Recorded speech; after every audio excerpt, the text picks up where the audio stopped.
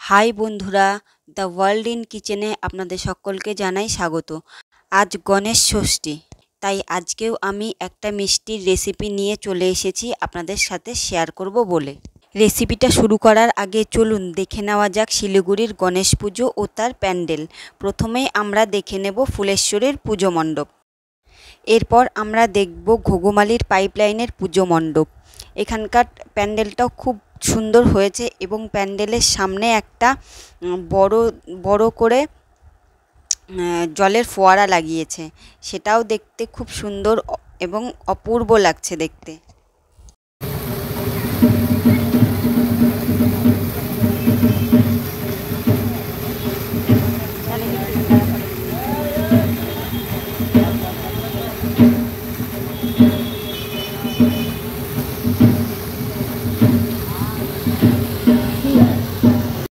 এবার আমরা ঘুঘুমালির দিকে এগোতে থাকলাম। সেখানে দেখতে পেলাম একটা বাড়ির গণেশ পুজো, মানে এটা কারোর বাড়িতে হয়তো গণেশ পুজো করেছে।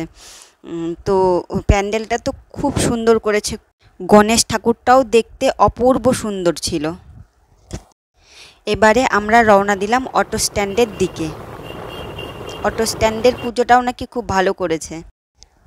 এই পুজোটা হয়েছে অটো স্ট্যান্ড থেকে ডান দিকে একটু এগিয়ে।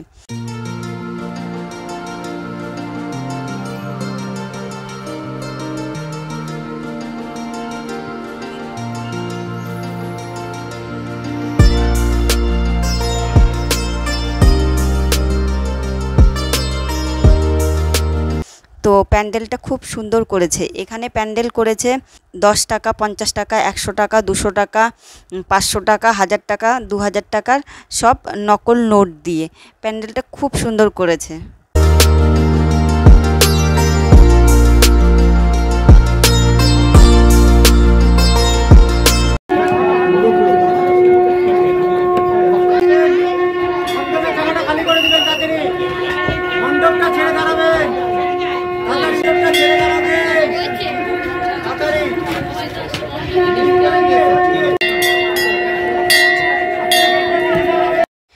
এখানে এন্ট্রি গেট এবং এক্সিট গেট একটাই।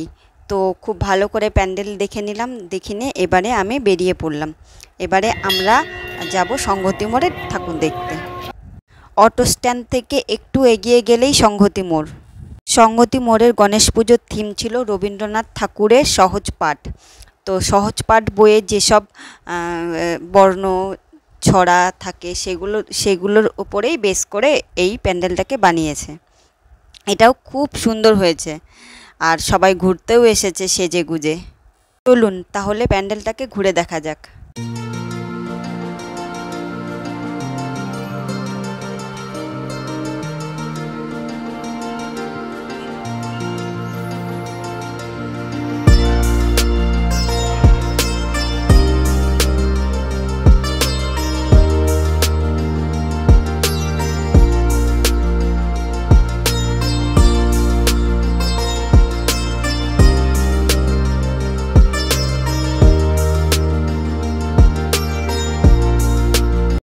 এবারে আমরা যাব বিধান মার্কেটে গণেশ ঠাকুর দেখতে।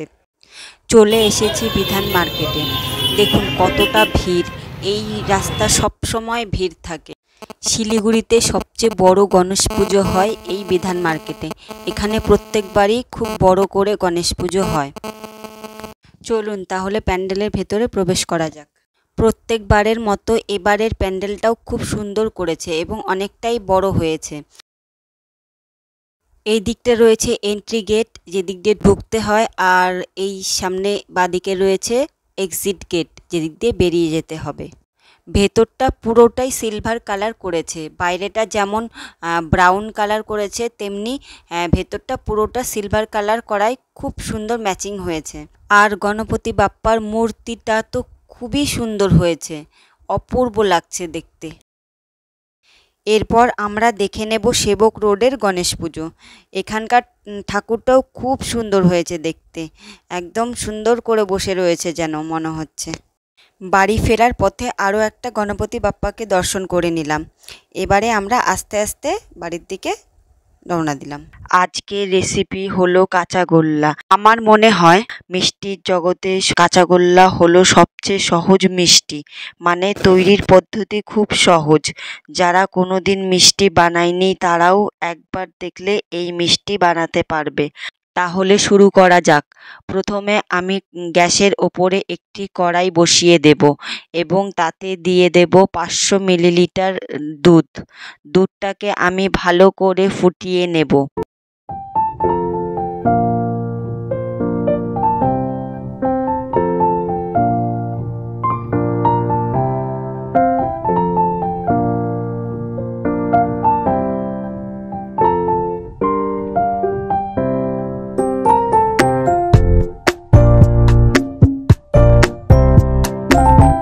দুধ খুব ভালোভাবে ফুটে গেছে।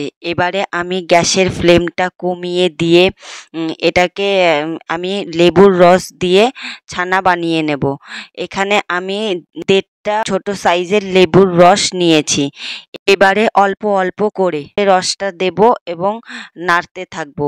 এভাবেই নাড়তে নাড়তে দেখবো এক সময়ে ভালো মতন ছানা কেটে গেছে।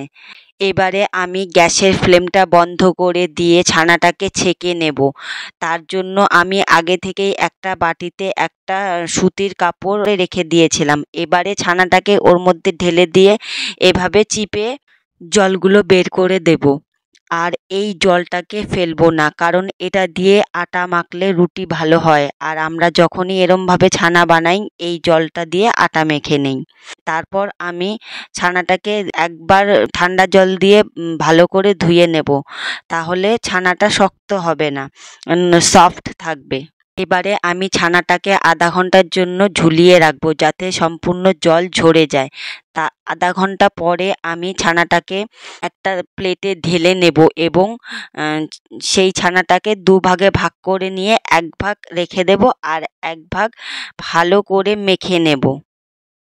ছানাটাকে যত ভালো করে মাখা হবে কাঁচাগোল্লা ততই ভালো হবে। ছানাটাকে আমি প্রায় 5 থেকে 6 মিনিট ভালো করে মাখবো।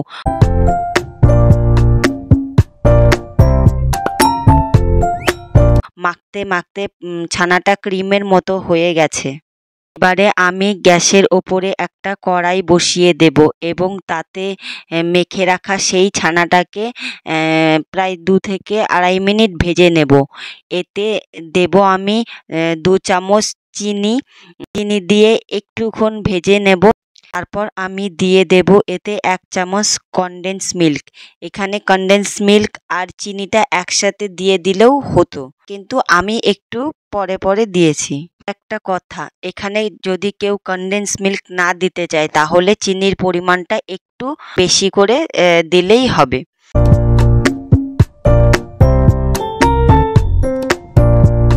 ছানাটা ভাজা হয়ে গেছে, কড়াইয়ের গা থেকে ছেড়ে আসছে। এবারে আমি ছানাটাকে একটা প্লেটের মধ্যে নামিয়ে নেব। আগে থেকে তুলে রাখা সেই অর্ধেক কাঁচা ছানাটা দিয়ে আর ভাজা ছানাটা দিয়ে আমি একসাথে ভালো করে মেখে নেব।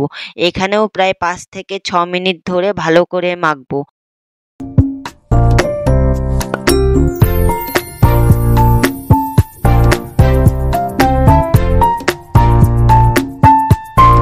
আর হ্যাঁ, কাঁচাগোল্লা বানাতে খোয়া ক্ষীর লাগে। আর যদি খোয়া ক্ষীর না থাকে তাহলে খোয়া ক্ষীরের পরিবর্তে গুঁড়ো দুধ দিয়ে দিলেও হবে।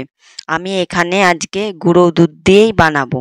ছানা খুব ভালো করে মাখা হয়ে গেছে।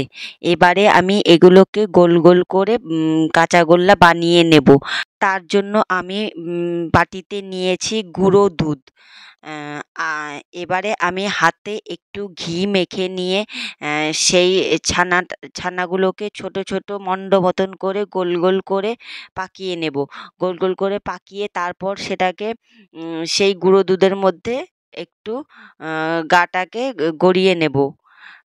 এভাবেই আমি কাঁচাগোল্লাগুলোকে বানিয়ে নেব। আমি আরেকটা কাঁচাগোল্লা বানিয়ে দেখাচ্ছি। রুটি বানানোর জন্য আমরা যেমন লেচি কেটে নিই ঠিক সেইভাবে লেচি কেটে নিয়ে হাতের মধ্যে গোল গোল করে এভাবে ঘুরিয়ে নেব। তাহলেই তৈরি হয়ে যাবে সুন্দর কাঁচাগোল্লা। আমার কাঁচাগোল্লা বানানো রেডি। এবার আমি এগুলোকে একটা প্লেটের মধ্যে সুন্দর করে সাজিয়ে নেব এবং এর ওপরে দিয়ে দেব 2-3 দানা করে কেশরের ধাগা। এটা আপনারা চাইলে দিতেও পারেন, নাও দিতে পারেন। এটাকে আমি জাস্ট একটু সাজানোর জন্য দিয়েছি। আমার এই ভিডিওটা দেখে যদি ভালো লেগে থাকে তাহলে অবশ্যই বাড়িতে একবার বানিয়ে দেখবেন কতটা সহজ এবং কতটা সুস্বাদু। আর আমার এই রেসিপিটা আপনাদের যদি ভালো লেগে থাকে তাহলে অবশ্যই চ্যানেলটাকে সাবস্ক্রাইব করবেন এবং পাশে থাকা বেল আইকনটি প্রেস করে দেবেন। তাহলে যখনই আমি কোনো নতুন রেসিপি শেয়ার করব আপনাদের কাছে সাথে সাথে নোটিফিকেশন চলে যাবে। আজ তবে এই পর্যন্তই। এরপর দেখা হবে অন্য কোনো দিন অন্য কোনো এক নতুন রেসিপির সাথে। আপনারা সবাই ভালো থাকবেন, সুস্থ থাকবেন। সকলকে পুরো ভিডিওটা দেখার জন্য ধন্যবাদ।